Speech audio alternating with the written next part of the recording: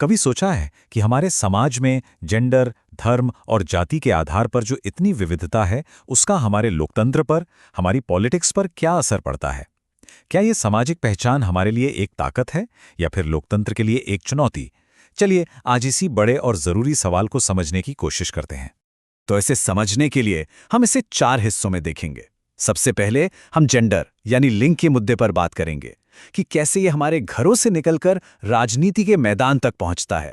फिर हम धर्म और राजनीति के बहुत ही नाजुक रिश्ते को समझेंगे। इसके बाद हम भारत की सबसे जटिल सच्चाई यानी जाति और राजनीति के कनेक्शन को देखेंगे और आखिर में इन सबको जोड़कर ये सवाल पूछेंगे कि क्या ये सब लोकतंत्र के लिए वाकई एक चुनौती है। तो चलिए सबसे पहले बात करते हैं उस सामाजिक विभाजन की जो लगभग हर घर में मौजूद है, जेंडर। देखते हैं कि कैसे एक व्यक्तिगत लगने वाली बात असल में एक बहुत बड़ा राजनीतिक मुद्दा है। देखिए, हमारे समाज में एक आम धारणा है कि घर के काम जैसे खाना बनाना, बच्चों को संभालना, ये सब महिलाओं का काम है और बाहर जाके कमाना पुरुषों का। इसी को श्रम का लैंगिक विभाजन कहते हैं।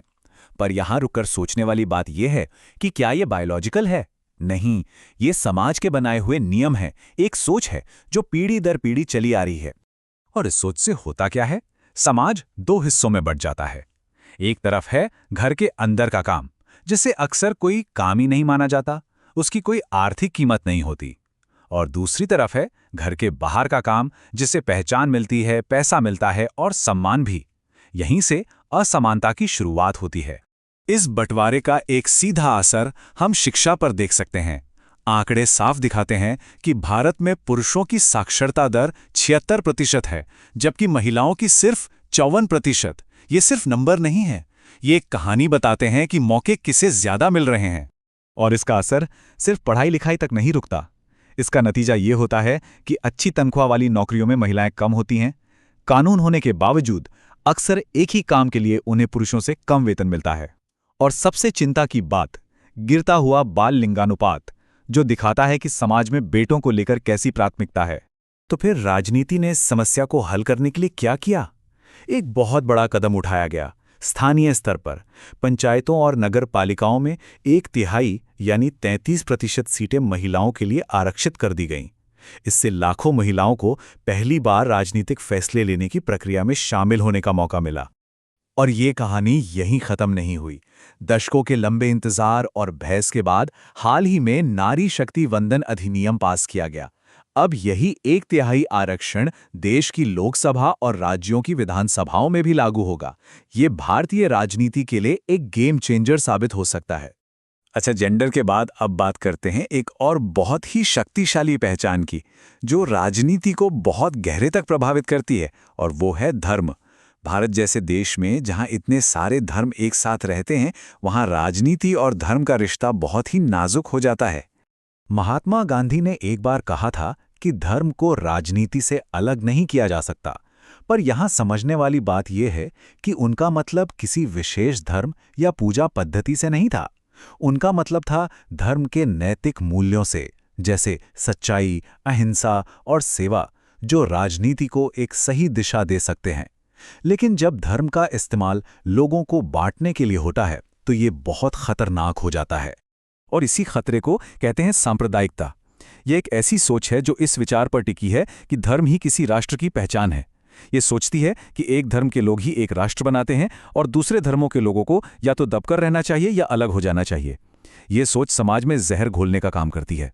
सांप्रदायिक राजनीति अक्सर धीरे धीरे फैलती है। इसकी शुरुआत होती है अपने धर्म को दूसरों से बेहतर मानने की सोच से। फिर बात आती है अपने धर्म के लोगों का राजनीतिक दबदबा बनाने की। इसके लिए धार्मिक प्रतीकों का इस्तेमाल होता है, भावनात्मक नारे दिए जाते हैं, और इसका सबसे भयानक रूप तब सामने आता है जब ये नफरत दंगों और हिंसा में बदल जाती है। हमारे संविधान बनाने वालों को इस खतरे का अंदाजा था। इसीलिए उन्होंने भारत को एक धर्मनिरपेक्ष यानी सेक्युलर राज्य बनाया। इसका सीधा सा मतलब है, सरकार का कोई अपना धर्म नहीं होगा। हर इंसान को अपना धर्म मानने की पूरी आज़ादी होगी और धर्म के आधार पर किसी से कोई भेदभाव नहीं किया जाएगा। यही हमारे लोकतंत्र की नींव है। अब आते हैं भारत की एक और बहुत गहरी और अनोखी सामाजिक सच्चाई पर, जो राजनीति को बहुत ज्यादा प्रभावित करती है, और वो है जाति। ये एक ऐसी व्यवस्था है जो हजारों सालों से हमारे समाज का हिस्सा रही है। एक सवाल जो अक्सर उठता है वो ये कि क्या जाति व्यवस्था अब खत्म हो गई है? आखिरकार संविधान तो जाति के आधार पर किसी भी तरह के भेदभाव को गैर कानूनी मानता है, लेकिन क्या जमीनी हकीकत भी यही है? देखिए, सच्चाई थोड़ी ज्यादा जटिल है। कानूनी तौर पर भेदभाव भले ही खत्म हो गया हो, लेकिन सामाजिक तौर पर जाति आज भी मौजूद है। आज भी ज्यादातर लोग अपनी ही जाति में शादी करते हैं। जिन जातियों को इतिहास में शिक्षा और संसाधनों से दूर रखा गया, उसका असर आज भी उनकी पीढ़ियों पर दिखता है। अगर हम आर्थिक हैसियत से देखें तो जाति का असर और भी साफ हो जाता है। औसतन ऊंची जातियां आज भी सबसे ज्यादा संपन्न हैं, पिछड़ी जातियां बीच में आती हैं और दलित और आदिवासी समुदाय आज भी आर्थिक पिरामिड में सबसे नीचे हैं। ये दिखाता है कि अवसर की समानता अभी भी एक दूर का सपना है। अब राजनीति और जाति का रिश्ता देखिए, ये दो तरफा है।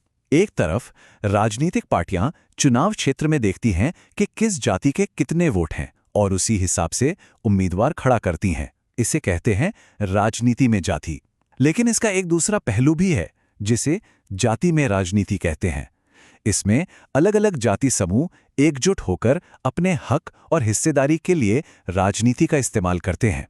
तो हमने जेंडर, धर्म और जाति, इन तीन बड़े सामाजिक विभाजनों की राजनीति में भूमिका को देखा। अब हम अपने सबसे बड़े सवाल पर वापस आते हैं। क्या इन पहचानों का राजनीति में आना हमारे लोकतंत्र के लिए खतरा है? असल में ये एक दो-धारी तलवार की तरह है। एक तरफ जब हाशिए पर पड़े समूह, चाहे वो महिलाएं हों, दलित हों या कोई और, जब वे राजनीति में अपनी आवाज उठाते हैं तो ये लोकतंत्र को मजबूत करता है। ये उन्हें अपनी बात कहने का मंच देता है। लेकिन दूसरी तरफ जब ये पहचानें एक दूसरे के खिलाफ नफरत और टकराव का जरिया बन जाती हैं, तो यही चीज लोकतंत्र के लिए सबसे बड़ा खतरा बन जाती है। तो आखिर में सवाल यही बचता है कि एक लोकतंत्र अपनी विविधता को अपनी ताकत कैसे बनाए?